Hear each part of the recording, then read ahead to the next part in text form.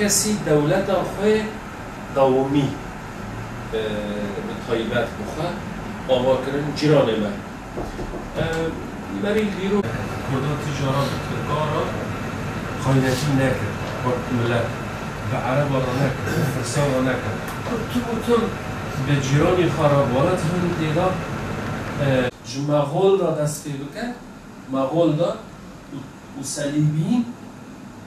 صلیبین خاچ وقتی هاتون تا ام بجن وقتی Herkese temsilcileri Muhammed Müslim ile arkadaşları heyet olarak partimizi ziyaret ettiler. Hem partimize yeni taşındığımız bir mekan olma hasebiyle hayırlı olsun geldi. Biz kendilerine teşekkür ediyoruz bu ziyaretlerinden dolayı.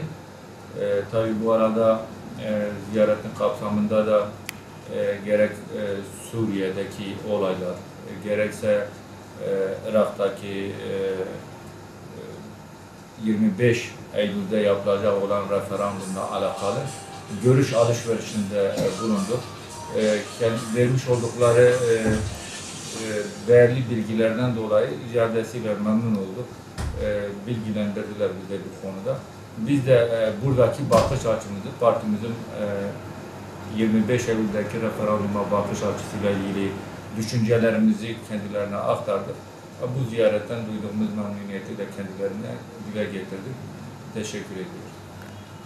مخواست ام سردانا اویسا بودا کار بکن و داین استاندنه که هفدرات هف بکن در حقا کردتیدا در حقا چه رودا و چه آلوزین دوی قناغه دا هایی و ام دکانه بن هفده گداری بکن نیرین خواه جه هفده را خویا بکن و ام تف بگهن نیرین ده خدمت گل کردا ده خدمت ولات مدا و بیترجی ام دکانه بن جبو رفراندوم و 25 نهاندا و رفراندوم لکردستان عراق چه ببیه ام دخوازن و کرد چه پارچه کردستان سوریه چه ترکیه بیجی ام و فرسند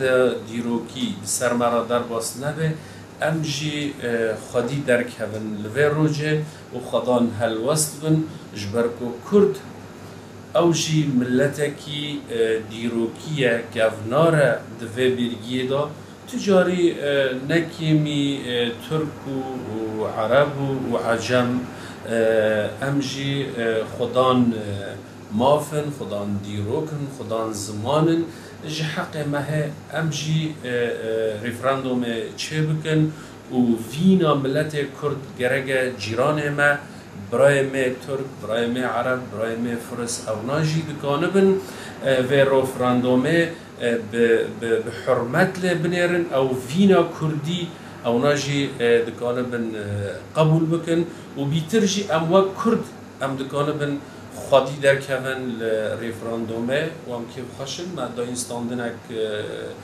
دگل حوالا کرد و دلک سپاس سلسله جواناتم.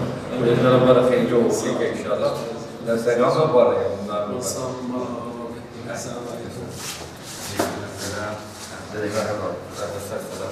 Sorry.